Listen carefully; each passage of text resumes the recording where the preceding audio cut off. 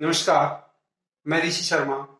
आज हम अलंकार प्रकरण के अंतर्गत उपमा अलंकार को करते हैं। उपमा अलंकार क्या होता है या उपमा अलंकार किसे कहते हैं, उपमा अलंकार की परिभाषा क्या है, इसके बारे में पढ़ेंगे। सर्वप्रथम हम उपमा अलंकार का अर्थ क्या है ये बताते हैं कि उपमा अलंकार का अर्थ क्या है। तुलना करना। यह तुलना दो वस्तुओं के मध्य होती है या दो वस्तुओं के बीच होती है। कोई भी तुलना दो वस्तुओं के बीच होती है। अब हम उपमा अलंकार की परिभाषा करते हैं। काव्य में जहां अत्यंत सादृश्य, सादृश्य क्या होती है? समानता, समानता के कारण उपमेय की उपमान से तुलना की जाए वहां उपमा अलंकार होता है। कहां होता है? काव्य में या कविता की पंक्तियों में जहां अत्यंत सादृश्य या समानता के कारण उपमेय की उपमान से तुलना की जाए वहां क्या होता है? उपमा अलंकार होता है।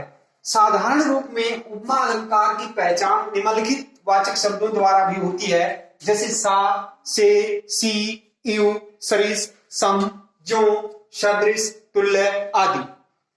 अब हम उदाहरण देखते हैं उपमा अलंकार का। जैसे पीपर पात सरिसमन डोला। क्या है? पीपर पात सरिसमन डोला। प्रस्तुत उदाहरण में जैसे पीपर पात, सरिस और मन और डोला, यहां उपमा, उपमान कौन सा है, उपमेय कौन सा है, साधारण धर्म कौन सा है और वाचक शब्द कौन सा है। ये क्या होते हैं? ये उपमा के अंग होते हैं। जैसे पीपर पात यहां क्या है? उपमान। सरिस क्या है? वाचक शब्द। मन क्या है? उपमेय। डोला क्या है? साधारण धर्म। विशेष में हम लिखेंगे प्रस्तुत उदाहरण में मन उपमेय की तुलना पीपर पात उपमान से की गई है, अतः उपमा अलंकार है। उपमा के चार अंग होते हैं। पहला है उपमेय, उपमान, दूसरा, तीसरा है साधारण धर्म, चौथा है वाचक शब्द।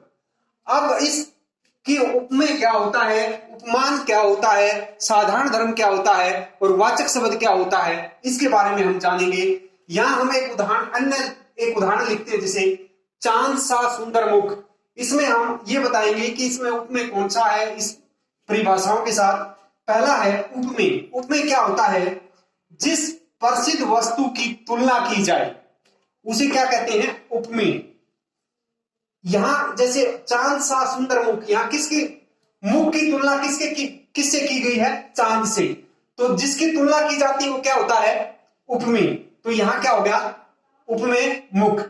फिर है उपमान नंबर 2। उपमेय की जिसके साथ तुलना की जाए उसे क्या कहते हैं? उपमान। उपमान किसे कहते हैं? उपमेय की जिसके साथ तुलना की जाए। अब यहां मुख की तुलना किससे की गई है? चांद से। तो चांद क्या हो गया? उपमान। चांद क्या होगा? उपमान। नंबर 3 है साधारण धर्म। साधारण धर्म क्या होता है? उपमेय और उपमान में जो समानता बताई उसे क्या कहते हैं? साधारण धर्म। अब यहां इसमें मुख में और चांद में, उपमेय में और उपमान में समानता किसने बताई है? सुंदर शब्द ने। तो यहां सुंदर क्या है? साधारण धर्म है। फिर चौथा है वाचक शब्द। वाचक शब्द क्या होता है? जिन शब्दों द्वारा उपमा अलंकार की पहचान होती है उन्हें क्या कहते हैं? वाचक शब्द। जिन शब्दों द्वारा उपमा अलंकार की पहचान होती है उन्हें क्या कहते हैं? वाचक शब्द। जैसे यहां पहचान किसने करवाई है? सा शब्द ने। तो यहां सा क्या है? वाचक शब्द है। जैसे सा, से, सी, यू, सरिस, सम, ज्यों, सदृश, ये सब क्या है? वाचक शब्द है। अब उपमा अलंकार के कितने भेद होते हैं? उपमा अलंकार के 2 भेद हैं।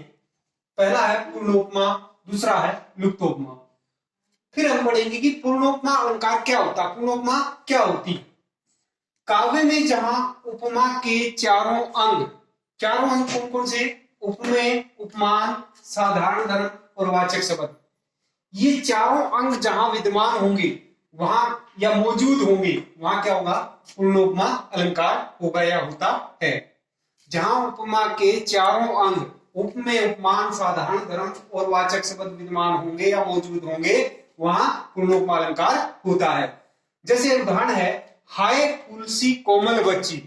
अब प्रस्तुत इस उदाहरण में क्या है? विशेष में हम लिखेंगे प्रस्तुत उदाहरण में उपमा के चारों अंग, उपमेय, उपमेय क्या, बच्ची क्या है यहाँ, उपमेय है। उपमान, फूल क्या है यहाँ, उपमान है। कोमल, कोमल क्या है यहाँ, साधारण धर्म है। सी क्या है यहाँ, वाचक शब्द है। इस प्रकार इस उदाहरण में उपमा के चारों अंग विद्यमान है या मौजूद हैं, इसलिए इसमें क्या है, पुल्लोपमा अलंकार है। दूसरा है कि लुप्तोपमा अलंकार क्या होता है।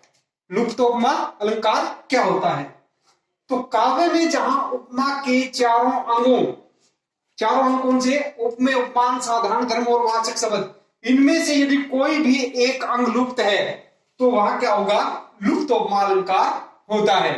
जैसे चांद सा मुख, इस उदाहरण में हम लिखेंगे विशेष में इसको, प्रस्तुत उदाहरण में मुख उपमेय, चांद उपमान और सा वाचक शब्द है, लेकिन यहां साधारण धर्म का लोप है, साधारण धर्म नहीं है, इसलिए यहां चांद सा मुख में कौन सा अलंकार हुआ, लुप्तोपमा अलंकार। एक अन्य उदाहरण और देखते हैं हम, मखमल के झूले पड़े हाथी सा टीला।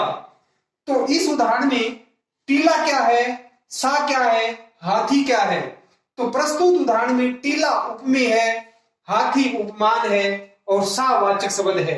यहां भी साधारण धर्म नहीं है, साधारण धर्म लुप्त है, इसलिए इस उदाहरण में भी लुप्तोपमा अलंकार है। तो लुप्तोपमा का हमने दो उदाहरण देखे यहाँ पे, एक तो चांद सा मुख और दूसरा मखमल के झूले पड़े हाथी सा टीला। जहां पर चारों अंग उपमा के विद्यमान होते हैं वहां पुल्लोपमा अलंकार होता है, और जहां कोई एक भी अंग विद्यमान ना हो या लुप्त हो वहां लुप्तोपमा अलंकार होता है। इस प्रकार आज हमने उपमा अलंकार की परिभाषा, उसके अंग, उपमा अलंकार के अंग कौन कौन से होते हैं और उपमा अलंकार के कितने भेद होते हैं, इन सब के बारे में जानकारी हासिल की। अब हम अलंकार प्रकरण के अंतर्गत पांचवें अलंकार रूपक अलंकार का लक्षण क्या होता है, रूपक अलंकार किसे कहते हैं, या रूपक अलंकार की परिभाषा क्या है। क्या है रूपक अलंकार की परिभाषा, काव्य में जहां उपमेय पर उपमान का आरोप किया जाए और व्याख्या करते समय रूपी शब्द का प्रयोग किया जाए वहां रूपक अलंकार होता है। उपमेय और उपमान के बारे में हमने पहले उपमा अलंकार के अंतर्गत पढ़ा भी था कि उपमेय क्या होता है और उपमा क्या होती है। काव्य में जहां उपमेय पर उपमान का आरोप हो वहां क्या होता है, और व्याख्या करते समय रूपी शब्द का प्रयोग किया जाए वहां क्या होता है, रूपक अलंकार होता है। जैसे हम इसका उदाहरण देखेंगे, मैया मैं तो चंद्र खिलौना ले हूं, क्या है, मैया मैं तो चंद्र खिलौना ले हूं। अब इस अलंकार, इस उदाहरण के अंदर विशेष लिखेंगे हम, उपर्युक्त उदाहरण में चंद्रमा, चंद्र माने चंद्रमा उपमेय है और खिलौना उपमान है। अतः चंद्रमा उपमेय पर खिलौना उपमान का आरोप होने से यहां क्या हुआ, रूपक अलंकार है। दूसरा उदाहरण देखेंगे, चरण कमल बंधु हरिराई, क्या है उदाहरण, चरण कमल बंधु हरिराई। विशेष लिखेंगे हम इसका, प्रस्तुत उदाहरण में चरण उपमेय पर कमल उपमान का आरोप होने से यहां क्या है, रूपक अलंकार है। इसमें चरण क्या है, उपमेय है, और कमल क्या है, उपमान। चरण उपमेय पर कमल उपमान का आरोप होने से या अभेद होने से क्या है, रूपक अलंकार। तीसरा उदाहरण देखेंगे हम, शशि मुख पर घूंघट डाले अंचल में दीप छिपाए, क्या लिखा हुआ है, शशि मुख पर घूंघट डाले अंचल में दीप छिपाए। प्रस्तुत उदाहरण में विशेष में लिखेंगे हम कि यहां शशि क्या है, उपमान है, और मुख क्या है, उपमेय है। प्रस्तुत उदाहरण में मुख उपमेय पर शशि उपमान का आरोप होने से क्या है, रूपक अलंकार है। चौथा उदाहरण देखेंगे, उदित उदयगिरी मंच पर रघुवर बाल पतंग विकसे संत सरोज सब हर्षे लोचन भरिन, क्या लिखा हुआ है, उदित उदयगिरी मंच पर रघुवर बाल पतंग विकसे संत सरोज सब हर्षे लोचन भरिन। यहां क्या है, जैसे हम बताते हैं कि उदयगिरी पर मंच का, रघुवर पर बाल पतंग यानी सूर्य का, और संतों पर सरोज और लोचनों का आंखों पर भौहों का आरोप होने से क्या, कौन सा अलंकार हुआ, रूपक अलंकार है। धन्यवाद।